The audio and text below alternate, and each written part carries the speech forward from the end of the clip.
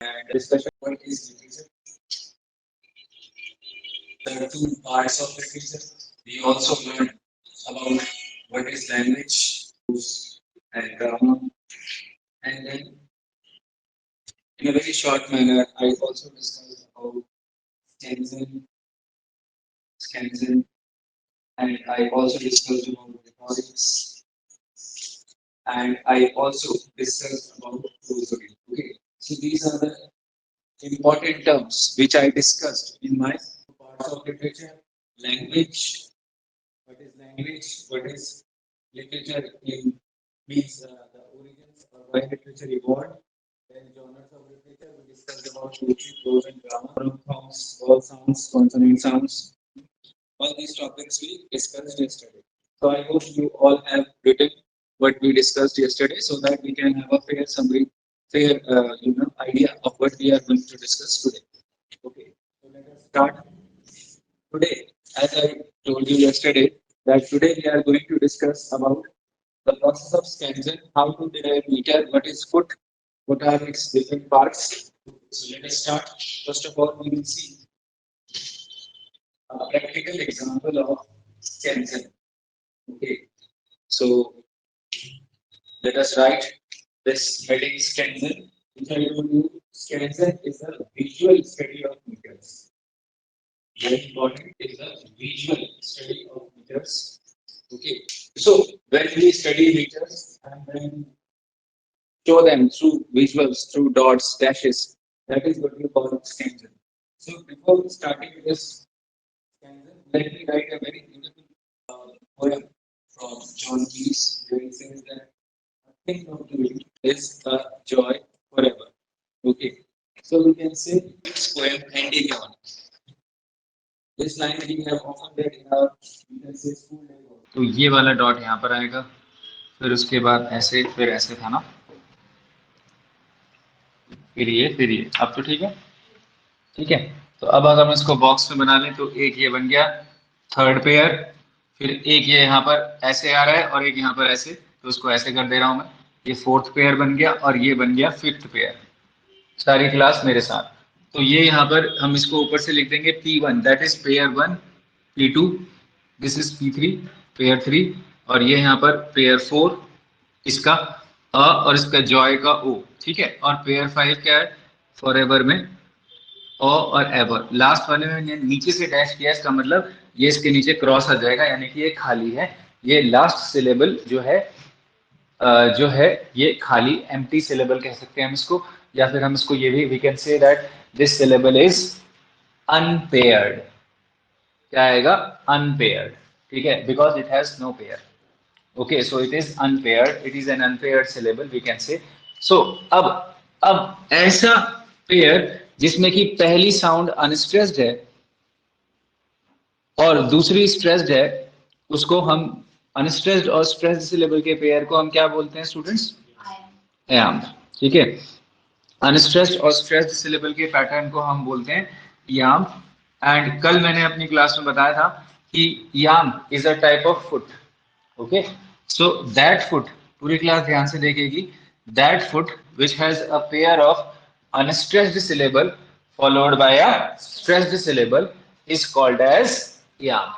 And because we have 5 pairs, so we call it as iambic pentameter, which is the most popular form of English poetry.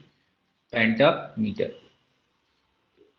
अब ध्यान से देखना यहाँ पर, iambic pentameter। ठीक है, इतना सब लोग ने ड्रॉ कर लिया, आराम से इसको ड्रॉ कर लें। और क्वेश्चन ये बनेगा, अगर वहां पर वो कहता है, ध्यान से देखना, कि इसको iambic pentameter को मैं 5 फीट लाइन बोल सकता हूं कि नहीं? iambic pentameter को मैं 5 फीट लाइन बोल सकता हूं? बिल्कुल बोल सकता हूं, क्योंकि याम्ब 1 फुट है, तो फुट का प्लूरल फीट हो गया, तो उसको मैं 5 फीट लाइन भी बोल सकता हूं। ठीक है, अब इसी को मैं क्या डेका सिलेबिक लाइन भी बोल सकता हूं? डेका सिलेबिक लाइन 10 सिलेबल्स हैं, क्योंकि अब आप इनको काउंट करोगे, सिलेबल्स कितने हैं? पेयर तो 5 है बट सिलेबल्स कितने हैं? 10। तो इसको मैं डेका सिलेबिक लाइन भी बोल सकता हूं। समझ में आ रहा है सबको? अब लेकिन ध्यान से देखना कि क्या हर डेकासिलेबिक लाइन इयाम्बिक पेंटामीटर होगी? हर इयाम्बिक पेंटामीटर तो हमेशा ही डेकासिलेबिक होगी, क्योंकि हर इयाम्बिक पेंटामीटर का मतलब 5 pairs of iamb, 5 into 2 10। But क्या हर decasyllabic line, will the reverse will always be true? It may be true, it may not be true, क्योंकि yes it depends on the type of foot. ऐसा भी तो बन सकता है, ध्यान देना, अभी नोट मत करना इसको। देखो ऐसा भी तो बन सकता है, S U S U S U S U और एस यू, 5 पेयर बन गए, ये भी डाइकासिलेबिक हो गया। लेकिन क्या ये यूएस के पेयर में बने? नहीं बने। तो यानी कि लेकिन ये 10 सिलेबल है कि नहीं? 10 है ये। तो मैं ये कह सकता हूं कि हर डेकासिलेबिक लाइन याम हो जरूरी नहीं है, लेकिन हर याम्बिक पेंटामीटर लाइन डेकासिलेबिक होगी। हर याम्बिक पेंटामीटर लाइन डेकासिलेबिक होगी, बट हर डेकासिलेबिक, क्योंकि ये ट्रोकाइक हो जाता है। ये जो है एस यू का जो पेयर है, इसको हम क्या बोलते हैं? ट्रॉकी। क्या बोलते हैं? ट्रॉकी। अभी हम लिख लेंगे इसको, TROCH, ट्रॉकी। समझ में आ रहा है यहां तक? नोट कर लेंगे आप, ऐसे करके भी नोट कर लेना कि every iambic pentameter is decasyllabic always, but a decasyllabic may be iamb और may not be iamb। तो ये जो प्रोसेस हमने अभी करी, ये स्कैंजन है। ये जो विजुअल एस्पेक्ट ऑफ जो मीटर है, जो हमने देखा डॉट्स डैशेस, ठीक है, और इस तरीके से क्रॉस बनाया, तो ये क्या है? आपका स्कैंजन है। तो यहाँ से क्वेश्चन बनता ही बनता है। तो अगर वो पूछेगा कि याम क्या है, तो आप बोलेंगे iamb is the type of foot which has first unstressed and then a stressed syllable. ठीक है, स्ट्रेस्ड में यहाँ डबल एस आएगा, STRESSED, स्ट्रेस्ड सिलेबल। ठीक है। अब यहाँ पर एक चीज ध्यान देना कि फिर कौन कौन से मेजर फीट होते हैं इंग्लिश पोइट्री में। अगर हम लोग देखें तो मैंने कल भी एक डायग्राम बनाया था, आज बहुत हम इंपॉर्टेंट डायग्राम जैसा बना देते हैं। ठीक है, और ये क्या है साथियों? IATD। अगर आपने राजस्थान सॉल्यूशन देखा होगा मेरा वीडियो, या फिर आपने महाराष्ट्र स्लेट देखा होगा, राजस्थान स्लेट, वहां पर भी मैंने पेपर में भी बताया है। तो आई, ये 4 प्रोमिनेंट फुट है। 4 प्रोमिनेंट फुट या फीट हो जाता है प्लूरल में। तो ये 4 फेमस फीट हैं। ठीक है, क्या क्या है? I for iamb, A for anapest, for trochee, और डी फॉर डेक्टाइल। ये सिंपल। अब यहाँ देखेंगे कि याम में अनस्ट्रेस और स्ट्रेस, एनापेस्ट में 2 अनस्ट्रेस और 1 स्ट्रेस, ट्रॉकी में इसका उल्टा कर देते हैं याम का, स्ट्रेस और अनस्ट्रेस, और डेक्टाइल में 1 स्ट्रेस और 2 अनस्ट्रेस। बस याद क्या रखना है आपको कि डबल क्या हो रहा है? अनस्ट्रेस हो रहा है, डबल। ठीक है, यहाँ पर पहले डबल हो जा रहा है, ये बाद में स्ट्रेस आ रहा है। यहाँ पर ये पहले स्ट्रेस है और फिर 2 अनस्ट्रेस है। ठीक है, तो ये, और मैंने कल क्या बताया था कि when we pronounce these words they are example of themselves. अगर आप प्रोनाउंस कर लो एनापेस्ट को, तो एना पहला अनस्ट्रेस है, ए ना, अगेन वॉवल साउंड को देखना है हमने, एना, तो एक ये अनस्ट्रेस हो गया, एक ये अनस्ट्रेस हो गया, और पेस्ट, ए स्ट्रेस। ठीक है, तो US, तो ये जो भी वर्ड्स हैं ये अपने ही नाम के उदाहरण भी हैं। ठीक है, याम भी इसी तरह हो जाएगा। याद रख लेना है इसको, वेरी वेरी इंपॉर्टेंट, 5 स्टार रख दिया मैंने यहाँ पर। That means it's a very important topic, 100% question बनेगा यहाँ से IATD के। एडवांस लेवल पे जाएं स्टूडेंट्स, तो 2 क्वेश्चन और बन जाते हैं इसमें। एक आता है आपका स्पॉन्डी और एक आता है पायरिक। ठीक है, नेट वालों के लिए बता रहा हूँ, लेक्चरर लेवल पे शायद ना आए, बट फिर भी लिखने में कोई बुराई नहीं है, नेट में तो आएगा ही। स्पॉन्डी और पायरिक, क्योंकि ये टॉपिक चल रहा है फिर ये छूट जाता है, तो इसलिए यहीं पर ही लिखा दे रहा हूँ, लिख सभी लेंगे, कोई दिक्कत की बात नहीं। ठीक है, तो स्पॉन्डी थोड़ा सा हल्का चल रहा है पेन, मैं यहाँ पर स्पेल कर दे रहा हूँ, SPONDEE, स्पॉन्डी में 2 इक्वल स्ट्रेसेस होते हैं, यानी SS। ठीक है, और पायरिक में 2 इक्वल अनस्ट्रेस्ड होते हैं, यानी UU। ठीक है, स्पॉन्डी में 2 स्ट्रेस सिलेबल्स होते हैं, इक्वल स्ट्रेस सिलेबल, और पायरिक में 2 इक्वल अनस्ट्रेस सिलेबल होते हैं। अब आप पढ़ के देख लो, स्पॉन्डी स्ट्रेस आ रहा है यहाँ पर, और यहाँ पर भी आ रहा है कि नहीं? स्पॉन डी, दोनों में स्ट्रेस है, SS। पायरिक पढ़ के देख लो, पाई हल्का है, पायरिक यहाँ पर अनस्ट्रेस है, और पायरिक यहाँ पर भी अनस्ट्रेस है, ठीक है। स्पॉन्डी और पायरिक याद रखना, ये इस तरीके से पेयरिंग होती है। ये अब टोटल कितने हो गए, 4 + 2 6 फीट हो गए, जो आपको याद रखने कॉम्पिटिटिव लेवल में। फिर अब आगे बढ़ते रहेंगे तो एम्फीब्रैक आता है, एम्फीब्रैक मैं लिख के छोड़ देता हूँ, आप लोग पढ़ लीजिएगा, ठीक है, नोट कर लीजिएगा इसको। एम्फीब्रैक, BRACH, समझ में नहीं आएगा तो मेरे से कल पूछिएगा। AMPHIBRACH, क्वेश्चन मार्क, होमवर्क है ये, इसको आपने जरूर देखना, ठीक है। अब आगे बढ़ते हैं गाइस, एक इंपॉर्टेंट चीज, जब हम पोइट्री में स्कैंजन करते हैं तो स्कैंजन जब हम करते हैं तो स्कैंजन में मैंने बताया कि 4 टाइप ऑफ फीट होते हैं। तो अब अगर एक क्वेश्चन बनता है आपका मोनोसिलेबल, ये नोमेनक्लेचर, टॉपिक का नाम क्या आएगा, नोमेनक्लेचर। पोइट्री में जो सिलेबस का नेमिंग कैसे होती है तो उसको क्या कहते हैं, नोमेनक्लेचर, ठीक है। नोमेनक्लेचर मतलब नामकरण, ठीक है। तो अगर एक सिलेबल है तो वो क्या हो जाएगा, मोनोसिलेबल। 2 है तो क्या हो जाएगा, डाई सिलेबल। 3 है तो क्या हो जाएगा, ट्राई सिलेबल। 4 है तो क्या होगा, वेरी गुड, टेट्रा सिलेबल। 5 है तो पेंटा सिलेबल। 6 है तो नहीं, हेक्सा। 6 में क्या आएगा, हेक्सा सिलेबल या हेक्सा सिलेबिक। 7 में हेप्टा, और 7 को और भी कहते हैं सेप्टा। हेप्टा या सेप्टा एक ही चीज है, ठीक है। 8 ऑक्टा, 9 नैनो, और 10 डेका, ठीक है। तो जस्ट फॉर योर अंडरस्टैंडिंग ये मैंने लिख दिया, अगर आपको लिखना है तो ठीक है, जल्दी से खाली बस इनिशियल नेम्स लिख सकते हैं, mono, di, tri, tetra, penta, hexa, hepta, septa, octa, nano और डेका, ठीक है। फिर इसके बेस पर एक क्वेश्चन क्रिएट कर दूंगा बढ़िया से। जब तक हम लोग लिख रहे हैं, शिवानी कार्की जी बताएं कि याम को मैं कौन से सिलेबिक वर्ड कहूंगा। अगर एक वर्ड में एक याम लग रहा है, हाँ बिल्कुल डाई सिलेबिक होगा, क्योंकि याम में 2 सिलेबल आएंगे हमेशा। Mono, di, tri, tetra, penta, hexa, hepta, octa, nano और डेका, ठीक है। अब इसी के साथ बढ़िया सा बन रहा है ये, तो इसी के साथ स्टैंजा के पैटर्न्स को भी लिख लेते हैं, मजा आ जाएगा, हमारा एक बहुत अच्छा सा नोट्स बन जाएंगे। अब यहाँ पर आ गया सिलेबल का काउंटिंग, यहाँ पर क्या आएगा, स्टैंजा पैटर्न्स। इंग्लिश पोइट्री में स्टैंजा पैटर्न से बहुत ही पॉपुलर क्वेश्चंस बनते रहे हैं और आपके एग्जाम्स में बनेंगे। हेडिंग जरूर अच्छी सी लिखिएगा, स्टैंजा पैटर्न्स। अब ध्यान दीजिएगा पूरी क्लास मेरे साथ, जो प्रोज में पैराग्राफ करता है, जो प्रोज में पैराग्राफ करता है वो पोइट्री में स्टैंजा करता है। ये क्वेश्चन ऐसे ही घुमा के पूछा गया है, what paragraph is to prose is what stanza is to poetry, ठीक है। अब पैराग्राफ क्या करता है, थीमेटिक डिवीजन करता है, थीमेटिक डिवीजन। और जब हम प्रोज में जो प्रोज में जब हम पैराग्राफ लिखते हैं तो उसके बाद हम उसको दिखाते कैसे हैं, पैराग्राफ चेंज हुआ करके पेज में कैसे दिखाते हैं पैराग्राफ चेंज को, हम क्या करते हैं पैराग्राफ चेंज करने के लिए पेज में क्या करते हैं, हम विजुअली कैसे दिखाते हैं पेज में, हम लेफ्ट हैंड साइड पर गैप छोड़ते हैं, क्या करते हैं, लेफ्ट हैंड साइड पर gap. Now that is called as indentation.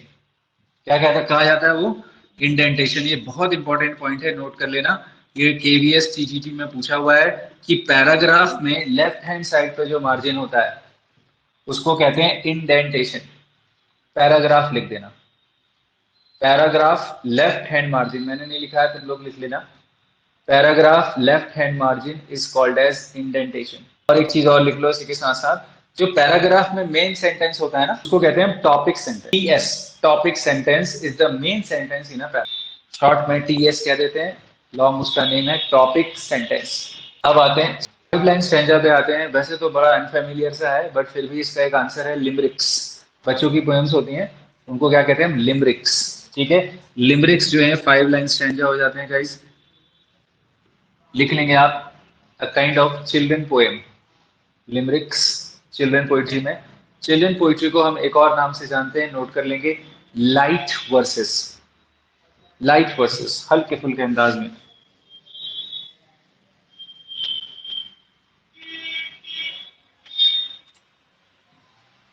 अब आते हैं 6 लाइन स्टैंजास पे। हाँ जी, 6 लाइन स्टैंजा को क्या कहते हैं हम? सेस्टेट। कहाँ देखा है सेस्टेट आपने? कौन से एक पोइट्री कलेक्शन, पोइट्री में होता है सेस्टेट? ये एमए में पता होना चाहिए हमें, बहुत बेसिक सा क्वेश्चन है। सेस्टेट हमने कहाँ देखा है? तुम लोग बताओ। हाँ ठाकुर, पेट्रार्कन सनेट। पेट्रार्कन सनेट में देखा है कि नहीं? 8 और 6 का पेयर होता है। 8 लाइन क्या होती है? ऑक्टेव। और लास्ट की जो 6 लाइन होती है वो सेस्टेट। ठीक है, तो सेस्टेट आप लिख सकते हैं। यहाँ पर पेट्रार्कन सनेट भी आ गया।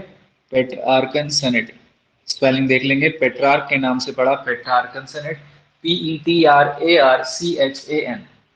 ठीक है, पेट्रार्कन सनेट को ऐसे लिख लीजिए 8+6। हमें ये तो पता ही है कि सनेट की जो लाइंस होती हैं 14 होती हैं, बट ऑफ कोर्स 8+6, और जो फर्स्ट 8 लाइंस होती हैं उनको हम ऑक्टेव कह देते हैं, और जो लास्ट 6 लाइंस होती हैं उनको हम सेस्टेट कहते हैं, सेस्टेट। ठीक है, क्लियर? अब एक चीज और ध्यान दीजिएगा, पेट्रार्कन सनेट का ही दूसरा नाम इटालियन सनेट भी है, क्योंकि पेट्रार्क कहाँ से थे? इटली से थे, तो इसी का दूसरा नाम इटालियन सनेट है। और एक क्वेश्चन बहुत इंपॉर्टेंट नोट कर लीजिए, फर्स्ट सनेट या फर्स्ट सनेटियर कौन है, ये नोट कर लेंगे।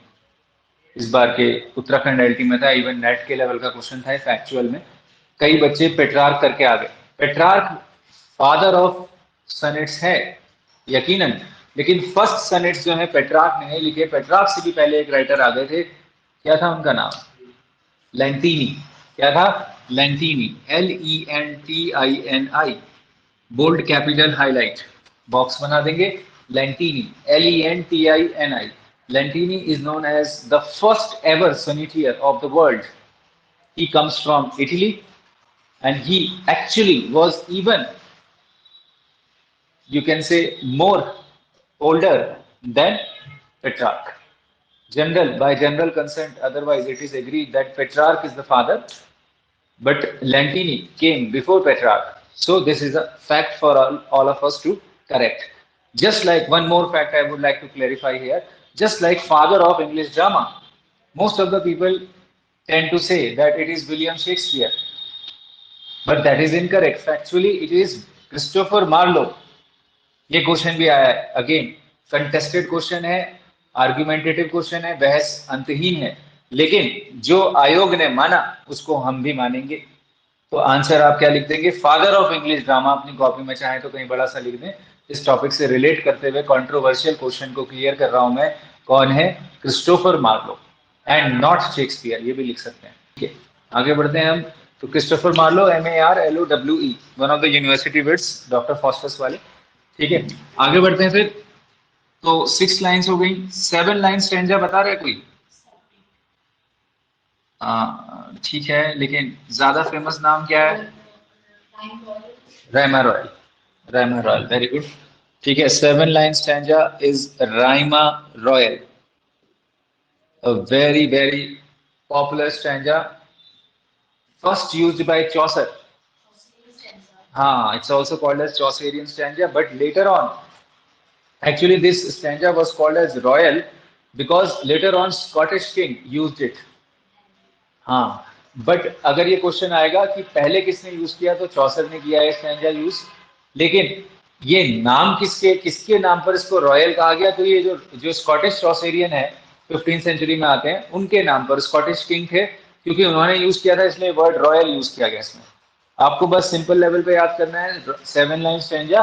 अगर आपको और अच्छे नोट बनाना है तो आप इसकी राइम स्कीम जरूर देख लीजिएगा, उतने मुझे याद नहीं है अभी ओरली, बट आप 7 लाइन स्टैंजा लिखेंगे राइमा रॉयल को। 8वां आते हैं। हाँ जी, 8 लाइन का स्टैंजा। नहीं, ऑक्टेट और ऐसे तो नहीं चलेगा, उसका टिपिकल नेम है अलग से, ओटावा रीमा।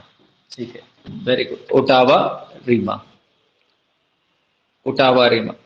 अब मैं वर्क का नाम बता रहा हूँ ओटावा रीमा में, और उसको फिर कनेक्ट करूंगा एक और पॉइंट से, बहुत ही ध्यान से सुनना।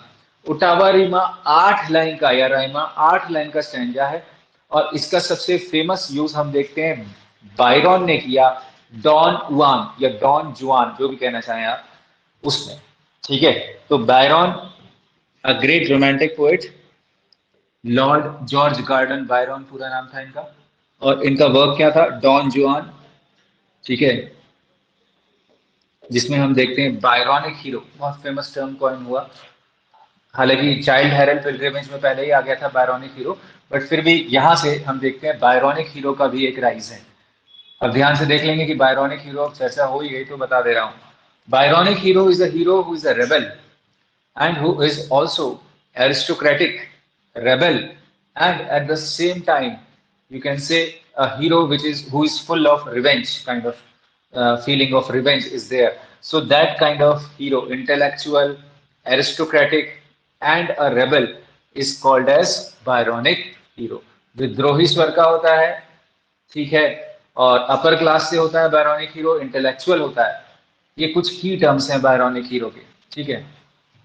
बायरॉनिक हीरो से मिलते जुलते टर्म्स हैं anti hero, angry young man, मिलते जुलते हैं लेकिन दोनों सभी में डिफरेंस है, ठीक है।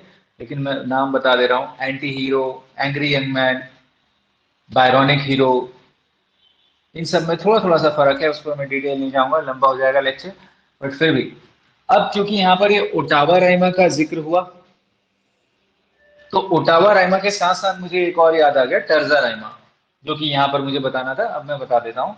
ओटावा राइमा को आप यहाँ से ऐसे एरो देके टर्जा राइमा से मिला सकते हैं, क्योंकि राइमा राइमा दोनों में आए हैं। अब टर्जा राइमा कितनी लाइन का होता है भाई, 3 लाइन का। टर्जा राइमा कितनी लाइन का होता है, 3 लाइन का। कौन सी famous romantic poem terza rima में लिखी गई? हाँ जी, हाँ जी, कौन सी?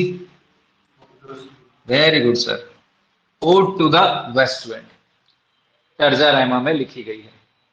ऐसे निकालना 3 लाइन स्टैंजा और वहां से टर्जा राइमा लिख देना।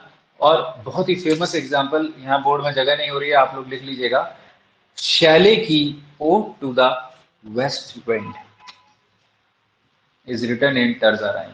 Greatest poem of Shelley, undoubtedly. It has a very famous line, the last line indeed. If winter comes, can spring be far behind? Very famous line.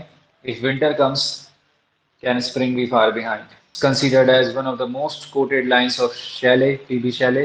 If winter comes, can spring be far behind? What is the answer to this question? Yes or no? It's a rhetorical question. अगर बुरे दिन आते हैं तो क्या अच्छे दिन पीछे रह सकते हैं? तो जनरली स्टूडेंट्स इसका आंसर क्या देते हैं और क्या होना चाहिए बता रहा हूं। क्या होना चाहिए इसका आंसर, यस या no? If winter comes can spring be far behind? Poet is asking us.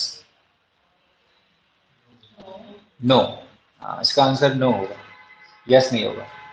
No, spring can not be far behind. That means if bad days come can good days be far behind? No, ठीक है। और इसमें कौन सा figure of speech use किया, rhetorical question. ऐसा question जो प्रश्न के लिए ना पूछा जाए, जोर देने के लिए पूछा जाए, उसको हम क्या कहते हैं इंग्लिश पोइट्री में, रिटोरिकल क्वेश्चन। टर्जा राइमा पे चलते चलते बात हो रही है तो बता दे रहा हूँ कि दांते का डिवाइनिया कॉमेडिया भी टर्जा राइमा, एक्चुअल में जो क्लासिकल राइटर है इसमें ग्रेटेस्ट वो है दांते। दांते, a great Italian writer, he wrote Divina Commedia, which was in 3 parts, which was in 3 line stanza, and everything was 3-3 in this great epic by Dante, D-A-N-T-E। दांते का डिवाइनिया कॉमेडिया भी टर्जा राइमा में लिखा गया। आते हैं 9 लाइन स्टैंजा पे। हाँ बताए, बता रहे हैं, Spencerian stanza. 9 line stanza is Spencerian stanza. अब ये टॉपिक थोड़ा ध्यान से सुनना, बहुत ही कंफ्यूज हो जाते हैं कई बार स्टूडेंट्स, सारे कंफ्यूजन्स को क्लियर करूंगा। इस टॉपिक को 5 स्टार दे रहा हूँ, 100% आएगा, ठीक है। स्पेंसेरियन स्टैंजा, ठीक है। अब ध्यान से देखना, स्पेंसेरियन स्टैंजा 9 लाइन का है भाई। कितनी लाइन का है, 9। अब ये जो 9 लाइन्स हैं इसको एक डायग्राम के थ्रू हम फर्दर डिवाइड करते हैं। जो फर्स्ट 8 लाइन्स हैं, जो फर्स्ट 8 लाइन्स हैं स्पेंसेरियन स्टैंजा की, वो इयाम्बिक पेंटामीटर होती है। क्या होती है, इयाम्बिक पेंटामीटर। और जो लास्ट लाइन होती है ना, लास्ट लाइन, वो इयाम्बिक हेक्सामीटर होती है। क्या होती है, इयाम्बिक हेक्सामीटर। बहुत अच्छे से साफ साफ लिखेंगे, ऐसे करके सर्कल भी बना देंगे क्लियरली, ठीक है। तो first 8 lines iambic pentameter, last line iambic hexameter. अब ध्यान देना, जो ये लास्ट लाइन है इयाम्बिक हेक्सामीटर, क्योंकि ये मीटर ग्रीक्स भी यूज करते थे और ग्रीक पोइट्री ज्यादातर हेक्सामीटर में लिखी गई है, और ग्रीक या ग्रीस का जो महान शासक था अलेक्जेंडर, उसके नाम पर हमने देखा कि इसका एक और नाम रख दिया गया लास्ट लाइन का खाली, अलेक्जेंड्रिन। क्या रख दिया गया? अलेक्जेंड्रिन। ठीक है, तो नोट कर लेंगे कि जो लास्ट लाइन है स्पेंसेरियन स्टैंजा की, वो क्या कहलाई जाती है? अलेक्जेंड्रिन। खाली लास्ट लाइन को कहते हैं, ध्यान से लिखेंगे, स्पेलिंग देख लेंगे, कैपिटल में लिखेंगे अलेक्जेंड्रिन, यानी इयाम्बिक हेक्सामीटर जो कि लास्ट लाइन होती है स्पेंसेरियन स्टैंजा की, उसका नाम होता है अलेक्जेंड्रिन। तो अब बताएं मुझे, पूरी क्लास ऑफलाइन में बताएं ऑनलाइन में, कि टोटल स्पेंसेरियन स्टैंजा में टोटल सिलेबल्स कितने होंगे? मेरा क्वेश्चन समझ गए सब लोग हैं? हाँ ठीक है, 92 सिलेबस, 80 + 12 = 92 सिलेबस। कैसे भाई? 8 लाइनें हैं और हर लाइन में पेंटामीटर है, याम्बिक पेंटामीटर, तो पहले तो फुट निकाल लेते हैं, 8 × 5, ठीक है, 40 ये पेयर हो गया याम के, ये सिलेबल नहीं हुए अभी, 40 पेयर हुए, ये सिलेबल थोड़ी है अभी। समझ में आ रहा है आप लोग को भी? ठीक है, 40 याम लिख सकते हैं आप इसको। और लास्ट की लाइन में 6 याम है, 6 पेयर है, तो 1 × 6 यानी कि 6 याम हो गए। ठीक है, यानी कि ये कितने याम हो गए? 46 याम हो गए। हमें पूछा है सिलेबल, तो 46 याम हो गए, तो एक याम में कितने सिलेबल होते हैं? 2, एक अनस्ट्रेस और एक स्ट्रेस, तो 46 × 2 कितना हो गया? ये 92 सिलेबल्स होंगे एक स्पेंसेरियन स्टैंजा में। कोई दिक्कत किसी को भी? ठीक है, 92 सिलेबस कैसे कैलकुलेट किया ये आप लिख सकते हैं अपनी कॉपी में, अगर ये क्वेश्चन बनता है, बहुत इजी क्वेश्चन है, कोई दिक्कत नहीं। जिसको भी नहीं आया समझ में, बेझिझक पूछिए मुझसे। इस डायग्राम को नोट करिए, 8 × 5 40, ये याम्स हैं, 1 × 6 लास्ट लाइन में क्योंकि हेक्सा है तो 6 याम के पेयर हो गए, तो टोटल 46 याम हो गए। देन एक याम में 2 सिलेबल होते हैं, 46 × 2 92 सिलेबस। ठीक है,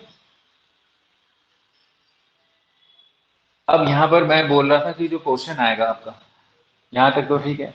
स्पेंसेरियन स्टैंजा का पहला यूज किसने किया? ऑफ कोर्स स्पेंसर ने किया। कौन सी पोएम में?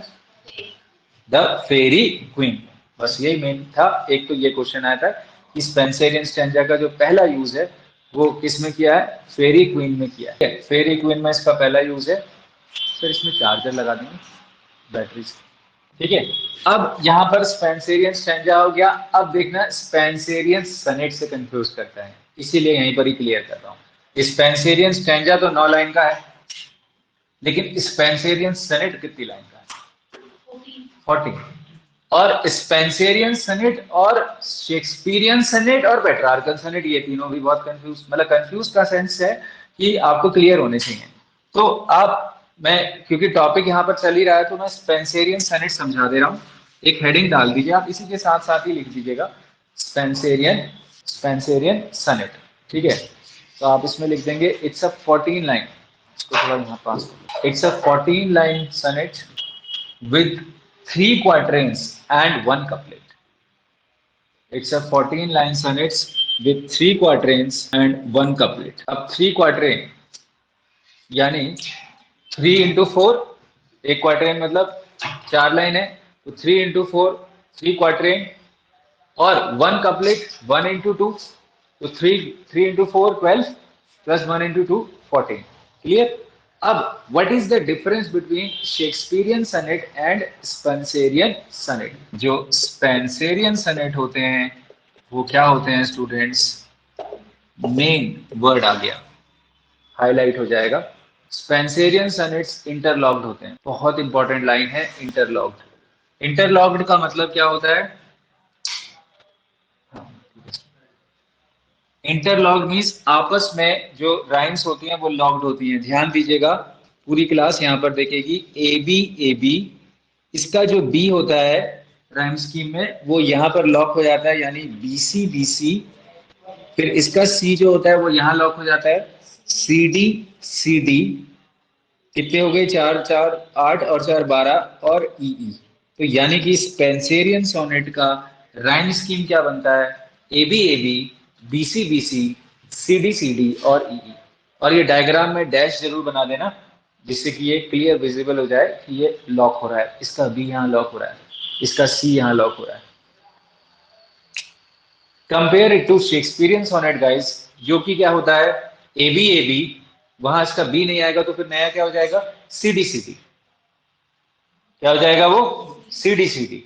और फिर क्या होगा, हाँ डी ई एफ एफ, इस तरीके से बनेगा। तो मतलब पूरी क्लास लिख सकती है या नोट कर लेगी कि शेक्सपियरियन सनेट और स्पेंसेरियन सनेट में इंटरलॉकिंग का डिफरेंस होता है। मैं आप लोगों की सुविधा के लिए यहां पर शेक्सपियरियन सोनेट का भी राइम स्कीम कर देता हूं कंपेयर करने के लिए। तो अगर आप इसकी राइम स्कीम करें गाइस तो क्या होगा, शेक्सपियरियन सोनेट की है ये ए बी, इसका बी यहां नहीं आया, यहां पर नया आ गया तो क्या हो गया सी डी, फिर इसका डी यहां नहीं आया, नया आ गया ई एफ, और फिर क्या हो जाएगा जी, इस तरीके से बनेगा।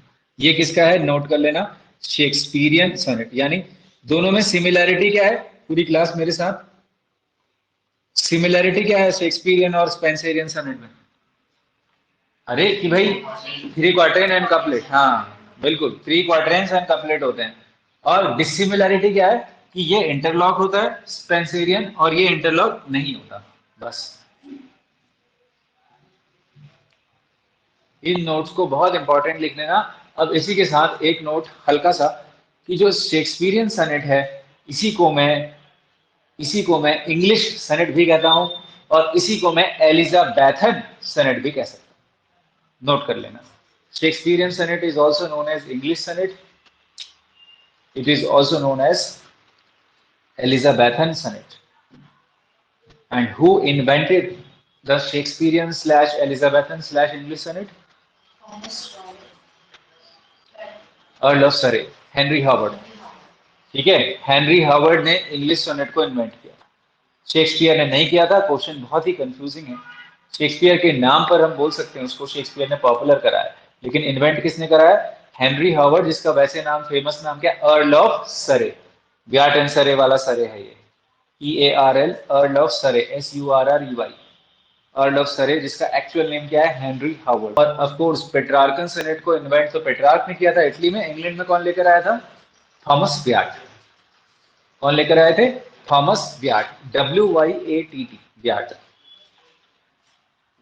पेट्रार्कन सोनेट को लेकर आए थे ब्याट इंग्लैंड में। तो 10 लाइन स्टैंजा एज सच कुछ होता नहीं है, ठीक है, 10 सिलेबल लाइन होती है डेका सिलेबिक को मैंने बताया, लेकिन 10 लाइन स्टैंजा एज सच कुछ ज्यादा ऐसा होता नहीं है। जहां पर 6 लाइन स्टैंजा है वहां पर सेस्टेट के अलावा एक और स्टैंजा का नाम याद आ रहा है मुझे, बर्न्स स्टैंजा। अगर आप मेरी एमसीक्यूज की बुक खरीदेंगे जो मैंने लिखी है एमसीक्यूज की, तो आप वहां पर देखेंगे कि इस क्वेश्चन को क्रिएट किया हमने, बर्न्स स्टैंजा। ये रॉबर्ट बर्न्स के नाम पर है और ये भी 6 लाइन स्टैंजा होता है, 6 लाइन स्टैंजा होता है। 6 लाइन जहां सेस्टेट लिखा है वहीं नोट कर लेना इसको, Burns stanza, 6 line stanza, Scotland में फेमस है रॉबर्ट बर्न्स। रॉबर्ट बर्न्स की जब बात हुई है तो सारे बच्चे नोट कर लेंगे, बहुत ही फेमस क्वेश्चन आता है रॉबर्ट बर्न्स पे कि इनको क्या कहते हैं भाई, प्लोमैन पोइट। ठीक है, प्लोमैन पोइट, कृषक कवि, मजदूरों का कवि भी कहते हैं इनको, पेजेंट पोइट भी कहते हैं इनको, और सबसे important bard of Scottish poetry भी कहते हैं इनको, रॉबर्ट बर्न्स। तीनों ही नाम रॉबर्ट बर्न्स के लिए यूज किए जाते हैं। बर्न्स क्वेश्चन मार्क ले लेना आप, बर्न्स को जरूर पढ़ लेना, ये ऐसा टॉपिक है जो मेन लेक्चर में नहीं आता मगर कॉम्पिटिशन में पूछा जाता है। Robert Burns pre romantic poet हैं, ठीक है, बताते हुए चल रहा हूँ हल्का सा। ट्रांजिशनल पोएट भी कहते हैं प्री रोमांटिक पोएट्स को, जिस कैटेगरी में आपके ब्लेक, ग्रे और कॉलिंस आते हैं, उसी कैटेगरी में आप रॉबर्ट बर्न्स को भी रख सकते हैं। और रॉबर्ट बर्न्स बहुत ही फेमस जाने जाते हैं my love is like a red red rose के लिए, जो कि इनकी बहुत ही फेमस एक लिरिकल पोएम है। रॉबर्ट बर्न्स को ग्रेटेस्ट सॉन्ग राइटर भी कहते हैं, one of the greatest song writer. और पोएम का नाम क्या बताया मैंने, my love is like a red red rose. बहुत ही फेमस पोएम है, बर्न्स की लिरिक है ये। आई होप लिरिक हम लोग सब जानते हैं, लिरिक गीत को कहते हैं। और गीत का सबसे मेन फीचर है लिरिक का कि वो क्या होगा, ये याद रख लेना। कई बच्चे कहते हैं कि सर सॉन्ग लाइक होता है, वो उसका ग्रेटेस्ट फीचर नहीं है। लिरिक कोई भी अगर मैं वर्ड बोलूंगा लिरिक तो उसका मतलब होगा शॉर्ट पोएम। क्या होगा, शॉर्ट। हाँ, लिरिक का मतलब ही छोटी कविता है। एपिक से आप उसको तुरंत कंपेयर कर सकते हैं। एपिक महाकाव्य है तो लिरिक उसका एक बहुत ही छोटा रूप है। और अगर हम घटते हुए क्रम में आए, डिसेंडिंग ऑर्डर में आए, तो सबसे बड़ा एपिक है, ध्यान देगी पूरी क्लास, उसके बाद बैले है और फिर लिरिक है।